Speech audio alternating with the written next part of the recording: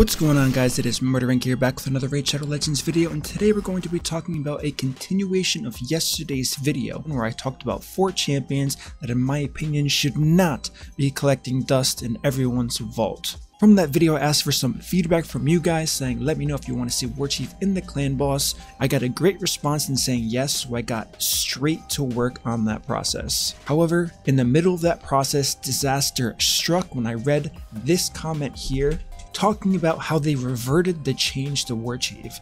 Now, I had heard a rumor they did this. I do not ever remember seeing this in the patch notes, because I've actually built this whole concept before using Warchief and the Reflect 2 proc master rays on stream before, which is what led me to make the original video and to kind of ask you guys if you wanted to see me redo that for a YouTube video instead of just on stream with a limited audience. So what I can do now is I can in fact confirm that Warchief does not unfortunately reflect mastery damage after taking damage from his original passive. However, I am MurderInc and I am not here to disappoint you.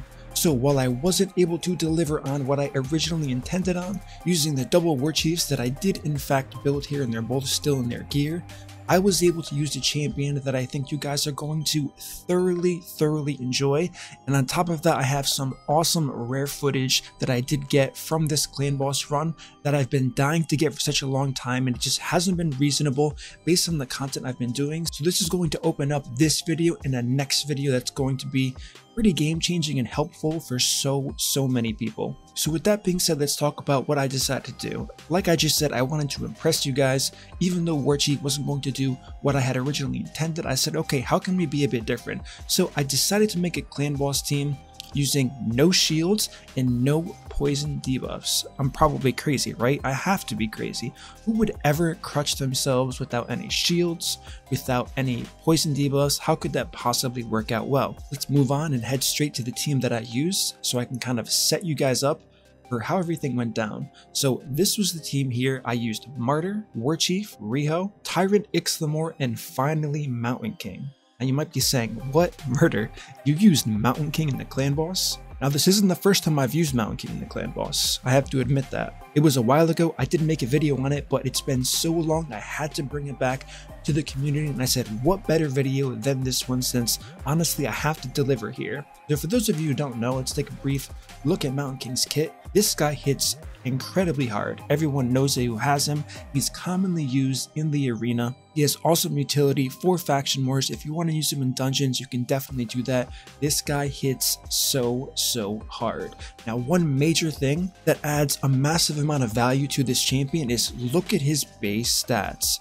Ignore the speed. The speed is definitely the biggest downside to this champion here, but 31,000 base health, 1100 defense, 1400 attack. This guy's an absolute monster, so you can kind of understand why they went rather low for that base health. So I said, you know what, as a special treat, why not sub in a Mountain King, sub out one of the Warchiefs, so we can see once again what kind of damage this guy can put out and how well he does. And I really wanted to reintroduce the concept of how well a hard-hitting HP based champion can do as far as survivability in a clan boss team like this. So with that being said, without further ado, let's head straight into that run. Alright, so let's talk about the specific stats I have. First off, we can see Martyr here, 78,000 health, 4,400 defense, 191 speed. Of course, wasn't able to crit cap this champion because of the specific requirements I did need for defense HP. You're going to notice as we go through all of these champions that I heavily focused on the health stat for this to kind of overcompensate to add an additional defensive layer to make this team possible. So this is Martyr here. The next champion we're going to talk about is going to be the one, the only Werchie, 52,000 health, 5,100 defense, 194 speed, 105 crit rate, 160 crit damage. Now moving on to Riho Bone Spear, 75,000 health, 3,600 defense, 197 speed, being the fastest champion because she is the debuffer if you're not sure how she does work. Next, we have the Beast Mountain King, 85,000 health, 3,500 defense, 193 speed, 100% crit rate, of course, and 230 crit damage. Next, moving on to Tyrant Ix, 76,000 health, 4,200 defense, 192 speed, was unable to crit cap, but that didn't matter too much, which you will see based on how his kit works and how I'm going to use him. 90 crit damage, once again, not really relevant to us. The lower the better, because he does in fact have ally protection. As we've all discovered, crit damage for ally protection champions actually makes them take increased damage because it is self-harm using the crit damage of the character itself. And finally, 255 accuracy. So as you can see, these are the champions I decided to use for this run here. And like I said, we have no shields, we have no poisons, we do have an HP burn, but look at these smacks, absolute hard-hitting smacks from our lovely Mountain King here. That damage is going to ramp up significantly. It's going to add a ton of damage. Also, we do have Warchief. He's not doing a crazy amount of damage. He doesn't have a ton of damage and gear stats, but it is going to be solid. It is going to be consistent. You're going to see how well this is. This is actually a rather high anxiety team. You kind of understand what I mean when I do scroll through this clip right here and kind of go to the end of the video where you see the health getting very low. That's really where Warchief's going to shine, because we do know he's going to reflect 60% of the damage taken. Now, I didn't stack pure health on this champion. I did figure out for Warchief that it was better to get him crit rate, give him a little bit of crit damage, defense of course, because that's what he scales off of, then finally HP to give him some extra utility at the end there. So as you can see, 30,000 hits times 3, he's hitting pretty similar to Mountain King on his A1. However, Warchief does in fact have Giant Slayer, so that's going to have increased added value for sure. Now, all of the counterattack hits are going to be lower because, as we all know, you do a percentage of your normal damage when you do counterattack, which is why a lot of people prefer to use counterattack and ally attack, because ally attack doesn't even have a penalty per se for damage. That is strictly bound to counterattacking champions only. So as we're going to see here, I'm using my cooldowns in a rather specific way here. I have ally protection for not all champions, but some champions here.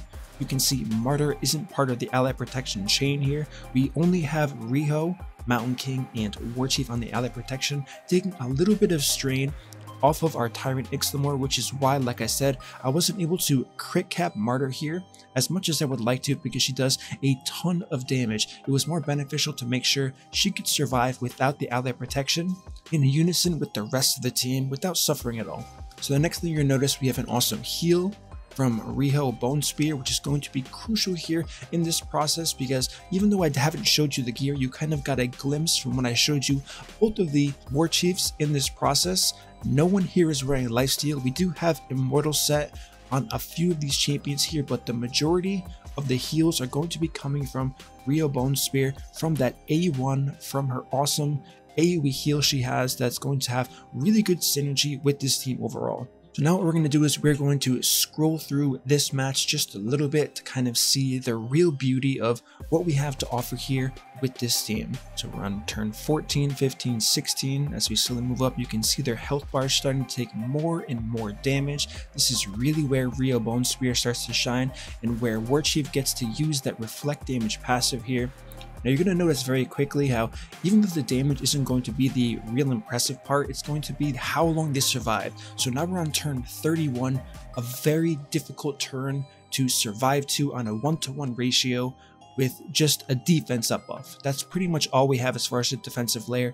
We aren't using ally protection on every single AoE. We're using it for a very specific reason here, and that's going to be to mitigate the stun as well as mitigate a few hits from that first AoE here. So we're doing well in the stun. We're not in any true danger there.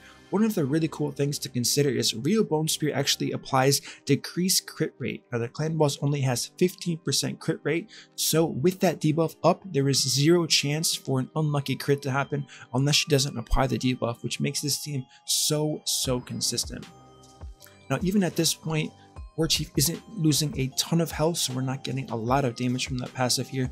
Maybe on this second hit at round 35. Okay, so now his health is getting rather low, and it is taking 60% of that damage and applying it straight to the boss here.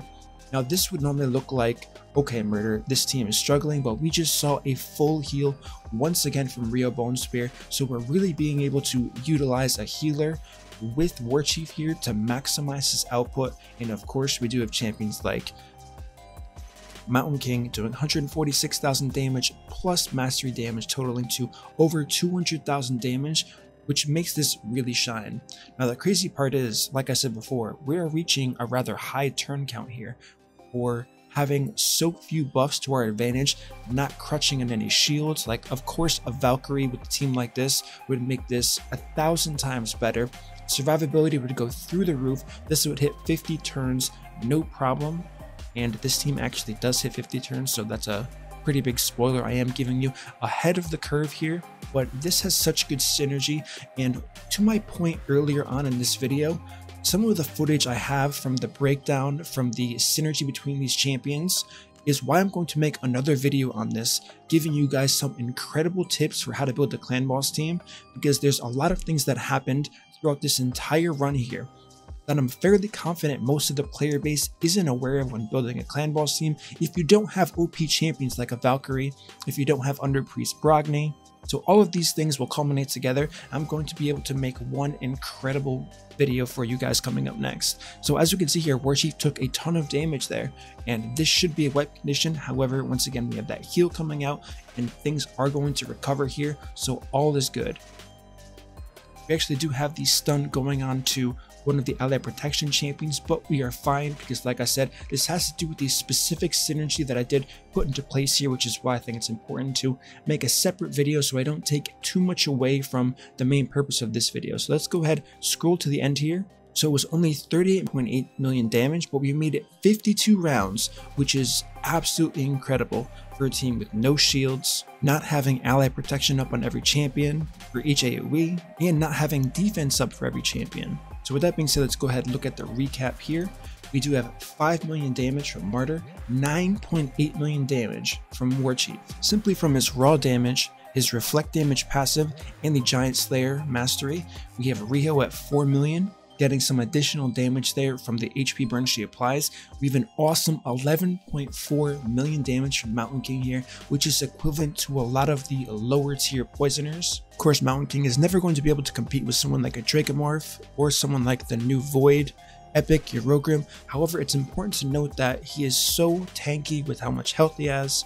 If I told you I could make a Mountain King live past round 50 in the clan boss without a shield, you would probably laugh and say, impossible, Murder, you are crazy. And finally, our 5th champion here, Tyrant Ix, 8.5 million damage. Once again, not crit cap, this is Void Affinity, so 3.8 million damage. It is a 2 key, but this just goes to show you the possibilities you can have if you don't have some of these OP champions down the line. Alright guys, so the last point in this video that I really wanted to kind of hit home and talk about as I show you guys the gear, the masteries for all these guys are pretty much straightforward. We have War Master, we have Defensive Tree. So first we have a Rio Bone Spear. Next we will go to the Mountain King. These are his gear and stats here. This is one champion we had in Immortal and Stalwart as well. Once again, same basic principles of masteries. This is the Warchief, and we did see his stats in the earlier screen with that breakdown. These are his masteries with Giant Slayer. Next we have Martyr, Stalwart gear once again. Like I did mention, we have Stalwart on every champion, and these are her masteries. And finally we have Tyrant Ix here, and Stalwart in a broken set, and these are his masteries as well. Alright, and so the last thing I want to talk about is, now that I know for sure this nerf that happened to Warchief, the real question is why?